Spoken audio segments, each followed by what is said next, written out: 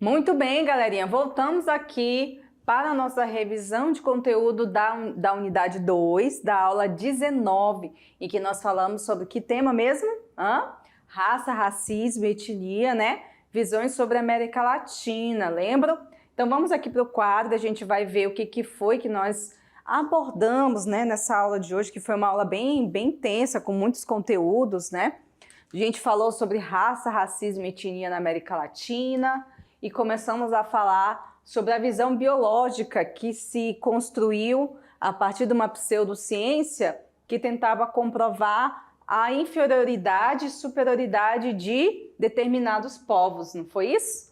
Então, aí se criou a ideia de raça, né, que seria um grupo de humanos que teriam características próprias, tanto físicas como psicológicas e também culturais. Então esse termo raça ele foi criado para designar uma diferenciação entre os próprios seres humanos. Tanto que depois de muitas e muitas discussões, ele passou a ser criticado, né? As pessoas não poderiam mais falar em raça. Mas esse termo acabou sendo ainda utilizado nos dias de hoje para determinar a questão do racismo, né? A questão do preconceito. Não que a raça seja um termo importante, mas é um termo que lembra a história das pessoas que sofreram, né, com o racismo.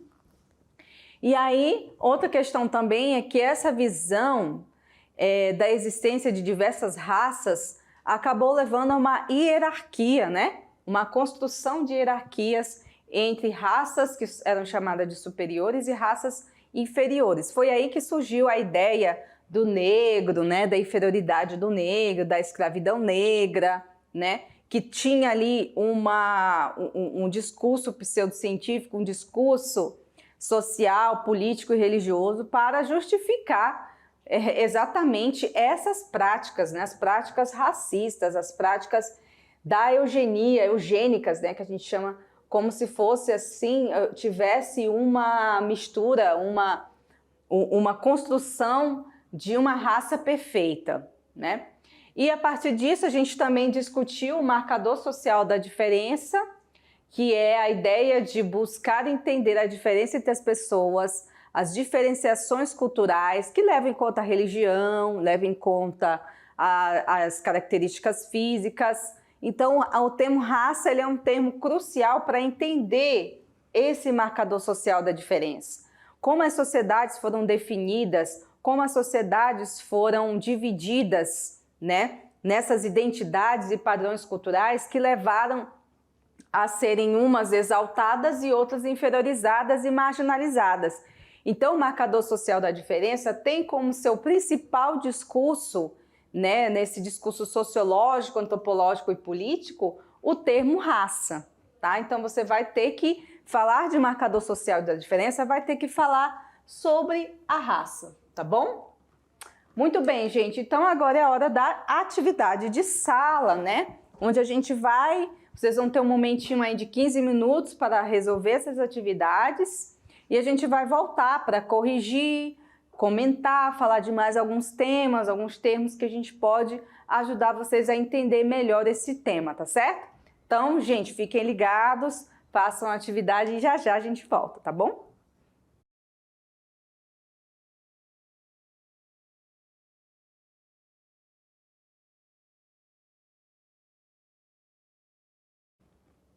Muito bem, galerinha, voltamos, colegas queridos, amados alunos da mediação tecnológica. E aí, como é que vocês estão aí conseguindo resolver a atividade de hoje? Tiveram dificuldade? É difícil compreender essas teorias? Gente, as teorias elas têm as suas complexidades, né? Apesar de que as pessoas acham que sociologia é uma disciplina fácil, né? Que é só ler e tá tudo certo. Não é bem assim, né? Vocês percebem aí que existem várias teorias sociológicas, existem várias explicações para determinadas realidades. Por exemplo, para falar sobre o termo raça, para falar sobre o racismo, o preconceito. Então, assim, não é tão facinho assim. Vocês têm necessidade de ler, né? E aí essa necessidade leva a uma certa disciplina, que é você precisa tirar um tempo do seu dia, da sua semana, para você ler, porque isso vai ajudar você tanto nas disciplinas, né, de português, porque você vai exercitar a leitura, né, literatura, você vai conseguir compreender melhor ali, interpretar a história, e também na sociologia, para você entender a realidade de qual a gente vive, das questões, né? Então, a sociologia, ela é um curso, ela é uma disciplina essencialmente teórica, porque ela necessita que você leia, que você entenda as teorias, para você entender a realidade, para você entender do que a gente conversa, do que a gente menciona aqui na aula. Então, é primordial você, aluno, você, aluna, que vocês tirem um tempo para ler, tá? Não é só fazer atividades freneticamente, buscando as coisas na internet, porque hoje está muito fácil, né? Você pega um tema, joga lá na internet, raça, e vem 50 mil coisas sobre raça. Aí tudo bem, mas e como que você vai ter condições de selecionar aquilo que realmente é verdade? Porque nem tudo que está na internet é verdade. E aí, como é que você vai selecionar? Então, você precisa ter um conhecimento prévio sobre esse assunto para você selecionar aquilo que é o correto. Então, querendo ou não, a internet te ajuda, mas ela também te atrapalha. Porque se você não souber, se você não ler, se você não buscar o conhecimento, você vai continuar naquela alienação de achar que tudo que está na internet é verdadeiro. E nem sempre é, tá? Então, fica aí a dica. Leiam mais, procurem entender melhor, né? Quanto mais leituras vocês fizerem, você só tem a ganhar com isso, porque um conhecimento é uma coisa que ninguém tira de vocês, né? Então, se ambientem com a leitura, amem a leitura, porque a leitura ela é fascinante, ela vai acompanhar vocês durante toda a vida de vocês, toda a vida escolar, toda a vida profissional, tá? Independente da área que vocês escolham exercer, tá bom? Então, vamos aqui para nossas questões de hoje, vamos lá? Vamos para a questão número 1? Então, vem aqui, já começa a exercer a leitura aqui comigo, tá? Vamos ler juntos. O estabelecimento de uma fronteira social ou espacial que aumenta as desvantagens de grupos discriminados é imposta por leis e caracteriza-se como ação política que busca manter distância entre indivíduos e grupos considerados inferiores ou indesejáveis. Essa definição refere-se ao conceito de preconceito, discriminação, segregação ou homofobia. Do que nós estamos falando aqui? Nós estamos falando de grupos discriminados, né? Ou seja, é uma forma de manter distância a esses grupos, fazer com que eles fiquem isolados e que sejam considerados indesejáveis. Nós estamos nos referindo à segregação, né? Segregar um grupo é você separá-lo, fazer ele ficar distante de outros grupos por diversos motivos. Então, pode haver segregação por pessoas negras, por pessoas indígenas, né? Segregação de pessoas que têm uma sexualidade diferente, segregação de pessoas pobres, segregação de pessoas com problemas mentais. A segregação, ela está em todos os grupos. E aí vai depender de que grupo nós estamos falando. Então, quando a gente fala em manter distância dos indivíduos de certos grupos, a gente está falando de segregação, tá bom? Vamos para o número 2? Vamos lá. Gente, aqui é uma citação, tá? Então, está entre aspas aqui, ó. Ninguém nasce odiando outra pessoa pela cor de sua pele, por sua origem ou ainda por sua religião. Para odiar, as pessoas precisam aprender. E se podem aprender a odiar, elas também podem ser ensinadas a amar. Essa é uma citação de Nelson Mandela, né? E aqui tem uma outra, acho que é uma parte de uma música aqui também, do Gabriel Pensador. E de pai para filho o racismo passa, em forma de piadas que teriam bem mais graça, se não fosse o retrato da nossa ignorância, transmitindo a discriminação desde a infância. E o que as crianças aprendem brincando é nada mais, nada menos do que a estupidez se propagando. Qualquer tipo de racismo não se justifica, ninguém explica. Precisamos de lavagem cerebral para acabar com esse lixo que é uma herança cultural. Muito forte, né, gente? Gabriel Pensador sempre se destaca, né, nessa questão das rimas e trazendo alguns problemas sociais. Desde quando eu era criança, eu ouço as músicas dele, eu acho geniais, assim, algumas coisas que ele faz, né? Aí você tem dois trechos, então. Uma é a frase do Nelson Mandela e o outro é um trecho da música do Gabriel Pensador. E aí diz o seguinte, os dois trechos acima fazem menção à discriminação racial, não é mesmo? Com uma base neles e nas condições históricas do racismo no Brasil, escolha a alternativa correta. Letra A.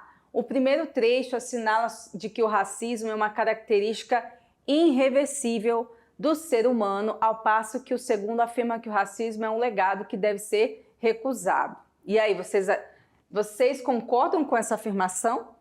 Que na primeira frase do Mandela ele disse que o racismo é algo irreversível? Será, gente?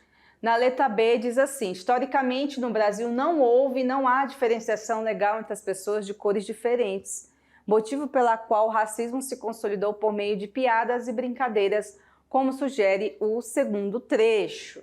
E aí, concordam então que não houve nenhum tipo de racismo pelo qual a gente possa discutir no Brasil? Será, gente, que não houve?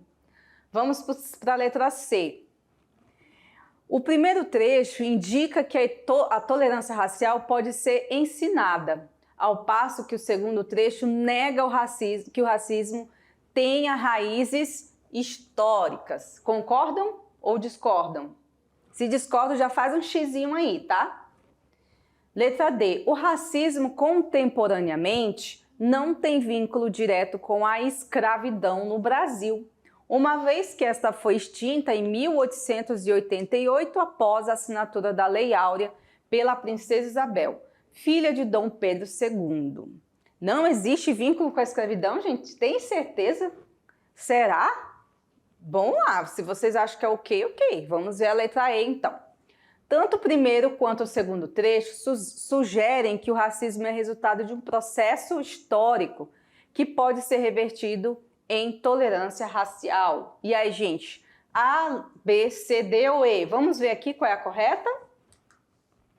É a letra E, pessoal. Tanto o primeiro trecho lá do Mandela como do segundo, do Gabriel Pensador, falam do racismo como um processo histórico, né? Que vai perpassando gerações e que pode ser convertido, ou seja, há uma chance da gente reverter isso, né? Quando a gente trabalha a tolerância racial, quando a gente trabalha ensinar nas escolas, né? Discutir nas nossas comunidades, nas nossas igrejas, nos nossos grupos de amigos, que o racismo é algo inaceitável, né? Que a gente precisa trabalhar isso na nossa sociedade com mais seriedade, né? E a gente teve alguns episódios, alguns dias atrás, de pessoas ainda cometendo atos impensáveis com pessoas negras, né? Ou seja, o racismo é algo tão presente na nossa sociedade quanto era na época da escravidão. Só mudou que hoje não tem escravidão, mas o racismo continua, né?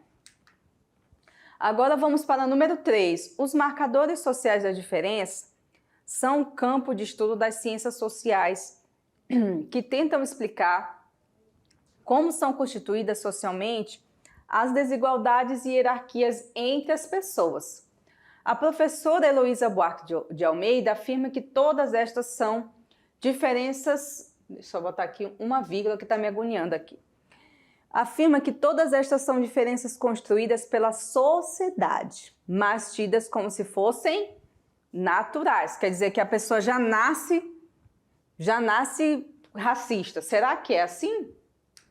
E vamos lá, considera-se nesse estudo as ideias de A, capitalismo, B, multiculturalismo, C, eugenia, D, índios ou E, raças. De que tipo de estudo se afirma essa questão dos marcadores sociais da diferença? Isso aqui tá fácil porque eu falei ainda há pouco na nossa revisão, não foi, gente? Então vamos aqui para a resposta correta, porque não tá difícil de saber. É a raça. Lembra que eu falei que a raça está no centro das discussões sobre o marcador social da diferença? Então, tá muito fácil, é a letra E, galera, é a letra E, tá bom? Vamos então para a pergunta do Enem, pergunta de número 4. Vamos lá. A teoria da democracia racial, derivada a partir da hipótese de pesquisa desenvolvida por Gilberto Freire, principalmente com a sua obra Casa Grande Senzala, pode ser relacionada à política de cotas implementada nos institutos federais a partir da Lei 12.711, de 29 de agosto de 2012. Dentre as opções abaixo, marque a correta em relação aos conteúdos do enunciado acima. Está falando de cotas, né? A lei de cotas que existe no Brasil.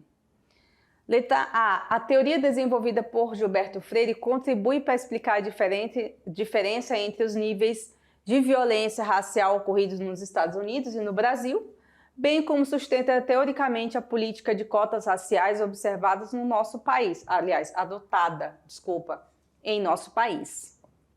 Letra B. A teoria da democracia racial derivada da obra de Freire sustenta uma suposta convivência pacífica democrática entre negros, indígenas e brancos europeus. Desse modo, a sustentar a política de cotas raciais. Vamos para a letra C. A teoria desenvolvida por Freire atribui uma visão romantizada da realidade, tornando invisíveis várias formas de violências praticadas por brancos europeus em relação aos negros. A política de cotas raciais, nesse sentido, visa validar a teoria de Freire. Validar? Será, gente? Letra D. A teoria da democracia racial de Freire tem como princípio desvelar todas as formas de violência de brancos contra negros do Brasil, amparado teoricamente pela adoção de cotas raciais como forma de compensação histórica. E vamos para a última, letra E.